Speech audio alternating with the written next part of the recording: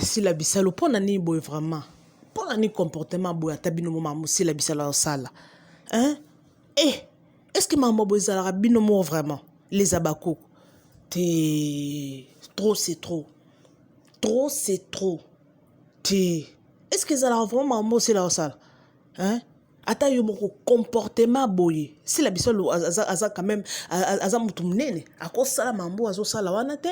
Bota la bino na kati église comportement si la bisalo na mobile ne dose unique. Na mobile na dose unique pasteur dose unique bota na kati église. Mama. Les abakou mité me besi bino. Et beta bino te pardon. Na seki. Obi ke na kobi la 3e épisode na kokite na bina sala na nous pause. Na bina ça na poste na kokite c'est la bisa la panti église na bino ebandeli ya épisode premier épisode Nathalie quand j'étais découragée Nathalie on a mis non na moi na film ngizango intéressant tellement bato na ki bat bazo beza monotonie j'ai pas eu le temps de regarder le film mais na continue na premier épisode na moi vraiment intéressant na leki nanga. Après quelques jours, na ota deuxième épisode. Na remis la 3e na kokite na bi non si la bisalo a mérité ba trophée. Alongo libiso na ba dimension mosusu amemi biso na tour de Babel na kokite maman pasteur si la bisalo.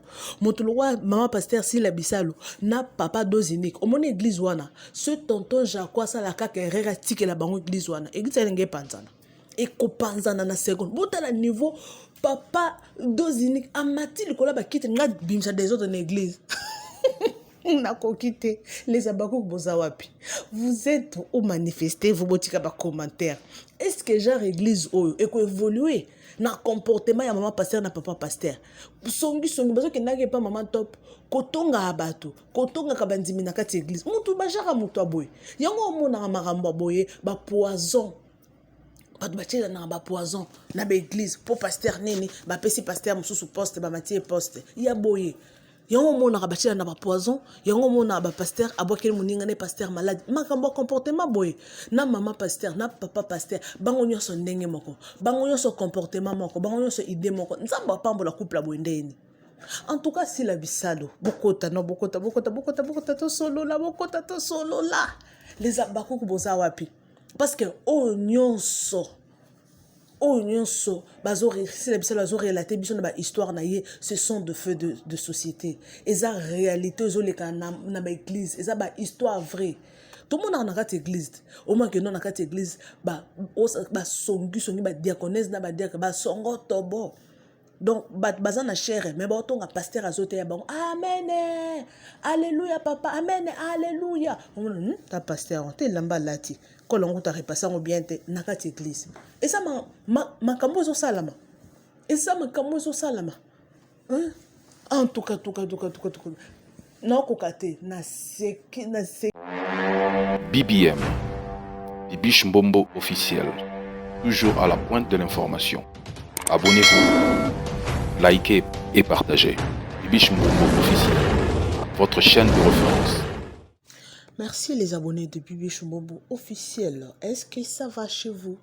Si ça ne va pas, ça va aller par la grâce de Dieu. Merci beaucoup de la confiance au Bosa Kopé Sabiso jour au jour.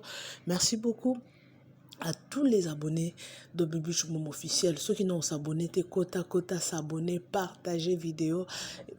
Et comme ça, sorry. Merci beaucoup Nabino. Sans plus tarder, mes amours, les abakok bozawapi, na bandi na rota tour de Babel, mes amours. Non. Na seki na kokiti na bité to banana rosa non. Analyse ya tour de Babel. Tout ça non analyse tout solo, tout ça non ba commentaire, il y a film, il y a nouveau film, il y a SBC la bisalo.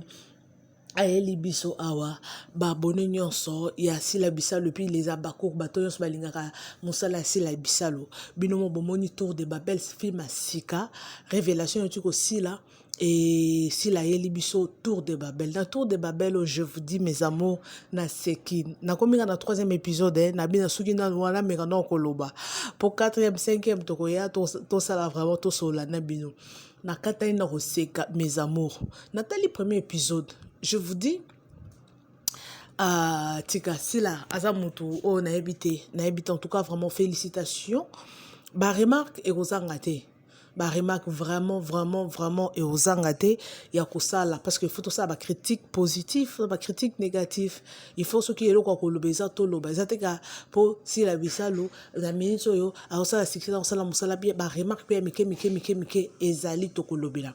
Mais avant na souhaité et puis bref na batnyon so bazo fêter lelo. Et puis birthday on a bidonion sur place Bozali et puis birthday à vous et mes condoléances à ceux qui sont éprouvés quand tout ça là chaque jour courage na ba bazaza na ba problème anytime na ba hôpitaux bato baza na ba cas difficile ba malade ba stress en tout cas nzambe na lola apesa bino makasi. Merci beaucoup. Voilà, tout le bel film Tour de Babel. Si la Bissalo n'arrête de nous surprendre, la Tour de Babel, oh mes amours, boya non les abakou, boya beau partager, boya non tout solo là. Moi je vous dis, Nathalie, premier épisode, il y a film Autour de Babel, je vous dis, Nazaki vraiment découragé parce que beaucoup disent que non, c'est la monotonie. Si la sali monotonie, bah film, nezaka idée ka moko, ezaka ba image, bah en fait, ezaka ba contexte moko, ba idée moko. Nga Nathalie premier épisode, hein?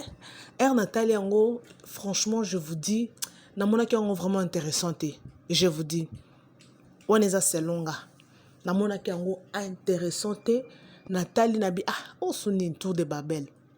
Tout le monde pasteur Dozinique nasila bazawana bazo kenanda ko bandimi et tout bazo solo là tout moni en tout cas vraiment premier épisode des akina ngo bien donc et là on a retenir grave exaté deuxième épisode n'était au monde papa Jaco à tiki église accueilli na États-Unis pour na ko fonder église mususu. Et là, quand on a tiré dans le deuxième épisode, on a un comportement ya SB, ya si la bisalo, na mobile naie, c'est bien bon. Asa musala nzambe. Mais ok na ndako ya bandemi ko banda songi ko banda ko tonga déjà bandaki déjà ko tonga déjà baninga musuna kati église. Aye pa mama top akomi ko kumisa mama top oza en tout cas yonde parasoleil yonde osaka il faut continuer na koper ça. Donc si la bisalo na mobile ne papa Dozinique boza somo. Bande on a eu ça bien on a conquité. Obike na nota la Nathalie premier épisode d'amoni on a bien na moni on tinate na continue deuxième épisode na comme moni comme moins intéressant na habité na continuer na kotala m'a continué na kotala na comme na troisième épisode na kokite c'est qui m'a cassé parce que Jaco akenae et là c'est qui c'est l'épisode voilà zabino deuxième épisode voilà Toto Jaco papa pasteur Jaco annoncé que pasteur Elko azali yende akotika la ko diriger église on voit comme nani regard ya sila et là on est bouka nga penser sila tout comme rouge et bon mobile là a fourré la mise sur la zolo donc a quitter botte la réaction ba ko quitter ba bimi na Sony vraiment bon avant de continuer en fait na linga qui na ça la remarque oyo ceux qui comme pas SB équipe technique ceux qui comme remarque moko nga na moni bon na ebité ceux qui peut bino bon moni on to bon ba moni nanda ku ya si je me trompe pas nanda ku ya mama top maman oyaza au fait maman au fait aza je sais pas aza partenaire en église maman na ebi dans communauté aye kota la maman top pour ebisa que non tenza batinga na ko semer pa na yo maman wana wakangi ba mesh boy na bosa ni komona na kangi communauté na film o maman wana aye na kati ya ndako ya maman top bache image ya SB ezoleka parce que tout ça la réalité au film on est la réalité image SB ezobima siko na contexte wana dans image na télévision voilà que ça SB théâtre nezoleka siko na contexte wana en fait ba exceptionnel parce que na tableau précédent tout monde qui si la bisalo ayaki na mwasi na ye wana OK ayaki na mobile na ye wana ba ye pa mama top baye pas au fait baye pas maman top après quelque temps to ko mona mama wana aeko ya siko nde bango baye na ndako wana image asi les olakisa siko elingo lakisa nini parce que ezo coïncider te parce que na film wana si laza mama pasteur mais kaka na film wana na kati na ndako baye ba che image asi les olakisa elingo lakisa kini si la mama pasteur ka si la moko wana aza star na télévision parce que ceux qui monto à télévision bozo ta les soit aza journaliste donc rôle ozo jouer wana na ndenge ba chaki image wana na télévision que si la bisalu en fait balakisi azoloba dans ça théâtre donc côté wana ba mekapé ko revoir en tout cas moi je trouvais ça et concordé et coïncidé. Je ne sais pas si vous comprenez. En tout cas, coïncidé. Si la na théâtre, on a joué maman pasteur. Nanda comme maman top, tout le monde image si les autres qui théâtre, si les autres qui ça. Sur au moins que nous image fait pas la bonne théâtre ba tout sous bazo là ça. Mais quand elongia si la na kasi anda ko na azo jouer na kasi parce que tout ça la quoi réalité. Quand yemo ko na jouer maman pasteur. Na mini on a quand yemo ko na image les autres na TV soi-disant artiste. Au monde que non c'est des choses différentes. Vous comprendre côté on a beau me camper quoi arranger na bien sûr que vous comprendre ngai dans na tableau na deuxième épisode na table avant tableau oyo mama top bazo solo na mama partenaire église donc c'est ça beau le tableau wana quelque part beau monango donc c'est ça avançons voilà donc tout côté dans troisième épisode on a moni na CP non makasi comportement ya si la bisalo en tout cas azo jouer très bien à pasteur dose unique makamo oyo bazo jouer ba film réalité oyo tour de Babel oyo donc c'est le mot déjà et donc et surprendre bato ba été que non c'est là après une semaine on bim sa film image wana en fait idée wana to film wana tour de Babel et ça ce sont des réalités et ça biloko oyo et ça la maka ce sont des faits de société oh et ça ils ont ça la manaba église oui ils ont ça la ma bota no réaction ya pasteur dozinique na pasteur c'est la misalo o meke ki mutema mabe ko taka na kati église era yo ki ba pesi elko ba pesi poste que non yende a diriger église bo moni réaction na ye yango mona makambo ba pasteur ba kendo bokila na bambasu ba pasteur ba tshela na ba poison na makambo aboye to yebite soki esuka ndeni sila a tetuki pasteur elko a telemi azo aoteya tellement wane koteya un petit exemple, c'est la siliki. C'est la siliki. Église. En tout cas, c'est la bisale non salayo. Nani o salayo. Non. Toujours bien. Tu incarnes très bien ton rôle, la star. En tout cas, yango a mérité trophée. Ah, je vous dis. Te tolo baka makambo o isa mambo solo. Tolo baka. Oh, tolo baka. Il faut tolo belakango. Abetiango bien, abetiango très bien. En tout cas, on a bino lo tokabwani na seki na lembi. Oh ya suka na yo mona pasteur dozini ka kokita Mathilde kola kiti. Donc et puis c'est un peu ça c'est cas mais ils a ba leçon. On doit apprendre à l'église. Église est comment nango wende. Église est comment nango place moko ya tourisme, place moko que mutu musu place ba ko laksa bilamba balati.